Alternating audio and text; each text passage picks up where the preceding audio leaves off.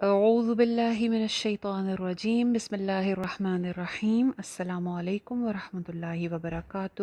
امید ہے کہ آپ سب خیریت سے ہوں گے۔ الفابیٹس ہم اپنے کمپلیٹ کر چکے ہیں اور اس کی جو ہے مخارج کے لحاظ سے ترتیب بھی دیکھ چکے ہیں۔ آگے جو ہے اب ہم مزید فارورڈ چلتے ہیں۔ اچھا، جیسے میں نے سٹارٹ میں بتایا تھا اس کورس کے آغاز میں کہ عربی اور اردو میں بہت مماثلت ہے۔ صرف فونٹ کا فرق ہے، ورنہ ہم دیکھیں جیسے فار ایگزامپل یہ آپ کے سامنے کھلا ہوا ہے السلام علیکم ورحمۃ اللہ وبرکاتہ۔ اس کو اگر ہم عربی میں لکھیں گے عربی میں تو بھی ایسے ہی لکھیں گے، اور اگر ہم اس کو اردو میں لکھتے ہیں تو بھی ہم ایسے ہی لکھیں گے۔ فرق تو کوئی نہیں ہے نا، فرق صرف فونٹ کا فرق ہے۔ وہ بہت سارے فونٹ ہوتے ہیں عربک کے اردو کے، تو وہ پتہ چل جاتا ہے کہ یہ اردو فونٹ ہے اور یہ عربک فونٹ ہے۔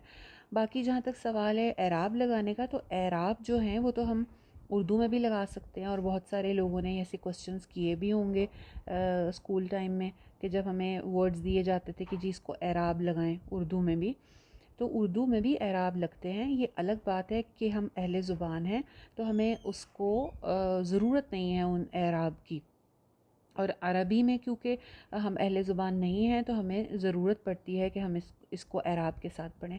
ادروائز عربک اور اردو جیسے لیٹرز سیم ہیں، ویسے ہی اس کی ساری فارمیشنز اور وہ سب کچھ سیم ہے۔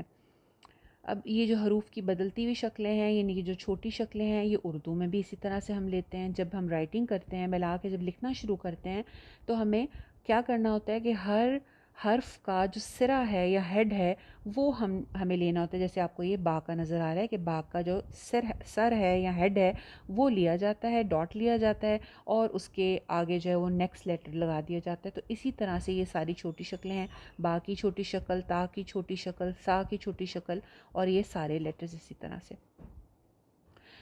یہ آگے آپ کے سامنے ہے وہی چیز جو میں پہلے آپ کو بتا رہی تھی، الحمدللہ رب العالمین اعراب کے ساتھ ہے۔ اگر ہم اردو پہ بھی اعراب لگائیں تو ساری دیکھو نا، ساری جب ہم بولیں گے تو اس کا مطلب ہے سین پہ زبر ہے نا، ساری ری تو را کے نیچے زیر ہے۔ تعریفیں اللہ کے لیے ہیں جو سارے جہانوں کا پالنے والا ہے۔ تو اردو میں بھی اعراب ہوتے ہیں۔ یہ جیسے میں نے پہلے بتایا تھا کہ ہر رول اور ہر جو بھی چیز ہم قرآن مجید میں پڑھیں گے وہ سب کی سب اردو سے ہی اردو میں بھی مطلب وہ سب رولز ہیں۔ تو ہمارے لیے یا اردو پڑھنے والوں، اردو سمجھنے والوں کے لیے تو قرآن مجید پڑھنا سمجھنا بہت آسان ہے۔ ابھی آپ کے سامنے زبر زیر پیش کا آپ کو نظر آ رہا ہے۔ زبر جیسے ہم بولتے ہیں ب ت ث با زبر ب، تا زبر ت، سا زبر سا، عبد، امر، مرج، یہی ساری چیزیں ہم نے اردو میں بھی پڑھی ہیں۔ جب ہم بولتے ہیں ذرا تو زال کے اوپر زبر ہے، امانت، صداقت، تو یہ زبر کے ساتھ ہے۔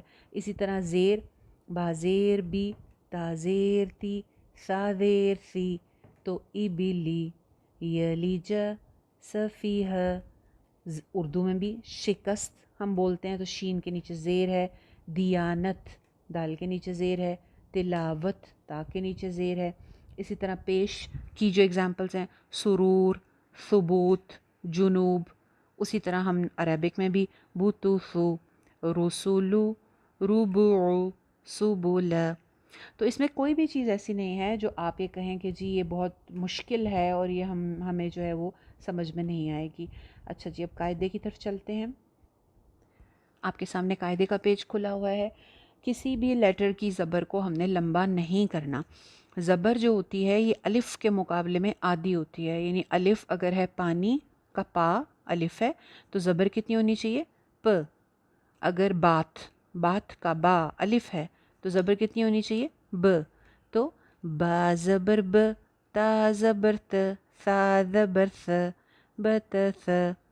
جیم زبر ج، ح زبر ح، خا زبر خو، جہ خو، بتس جہ خو۔ دال زبر د، زال زبر ز، را زبر رو، دذرو۔ زا زبر ز، سین زبر س، شین زبر ش، ز س ش۔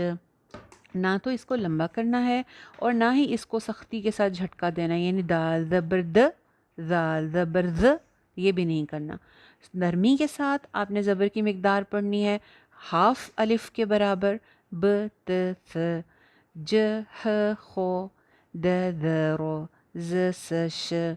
आगे स ज़ प ज़ आ गो, फ q क, ल म न, व ह अ य। बहुत ही कंट्रोल्ड वॉइस के साथ।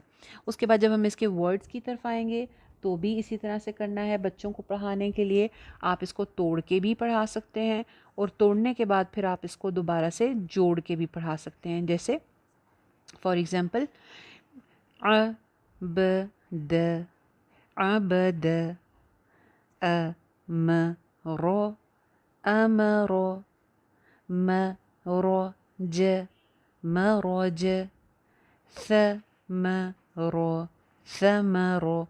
ख़्याल किस चीज़ का रखना है कि जो लास्ट लेटर की ज़बर है वो ना लंबी हो, यानी ये नहीं करना अबदा, अमरो, मरोज, समरो, ये चीज़ नहीं होनी चाहिए। ना फर्स्ट लेटर की हरकत लंबी करनी है, ना लास्ट लेटर की हरकत लंबी करनी है, उससे फिर गड़बड़ पैदा हो जाती है। जब हम इस तरह हम तख्तियाँ पढ़ते हैं अबदा, अमरो, मरोजा, समरो, तो फिर हम क्या करते हैं अल्हम्दुलिल्लाहि रब्बिल आलमीन। वो फिर कुरान मजीद में भी उसी तरह आदत पड़ जाती है हर आखिरी हरकत को लंबा करने की। तो यहाँ पे कंट्रोल्ड वॉइस के साथ आप इसको प्रैक्टिस करेंगे तो ही आगे कंट्रोल्ड वॉइस के साथ कुरान मजीद में भी चलेगा। ठीक है, तो आगे चलते हैं। समारोह के बाद फ अ ल फ़अल, अबद, अमर, मरज, समर, फ़अल। एक और चीज़ ये है कि एक्सरसाइज जब आप पूरी करा रहे हो, पढ़ रहे हो, तो अगर आप एक ही तरह की क्या कहते हैं उसको अ, अपना मतलब तर्ज जो है, यानी कि हर वर्ड को पढ़ने का स्टाइल अगर आप एक ही रखेंगे अबद, अमरो, मरोज, समरो, तो वो बोरिंग सा लगेगा। तो इनके वज़न बदलते रहें जब किसी को पढ़ाएं। तो अबद, अमरो, मरोज, समरो, फ़अल। तो इससे क्या होगा, थोड़ी दिलचस्पी जो है वो बनी रहेगी। ठीक है, तो ये सारा लुब्बे लुबाब था। बाकी वर्ड्स की आप एक्सरसाइज की प्रैक्टिस जो है वो ख़ुद करेंगे। फ़र्स्ट लाइन मैंने आपको बता दी है किन चीज़ों का ख्याल रखना है। हरकत लंबी नहीं करनी है, ना फर्स्ट ना लास्ट। एक जैसा वज़न नहीं रखना उसको पढ़ते वक़्त। उसके अंदर क्या कहते हैं, एक ख़ूबसूरती, एक दिलचस्पी और नगमगी का अंसर जो है वो इन वर्ड्स के अंदर भी पाया जाए, ताकि सुनने वाले बोर ना हों। स्पेशली अगर आप बच्चों को पढ़ा रहे हैं तो बच्चे बोर ना हों। और बस इन चीज़ों का ख्याल रख के आपने इसको पढ़ना, लंबी नहीं होने देनी हरकतें इंशाल्लाह। चलिए आज के लिए इतना काफ़ी है। कल इंशाल्लाह हम ज़ेर और पेश को प्रैक्टिस करेंगे। अस्सलामु अलैकुम व रहमतुल्लाहि व बरकातुहू।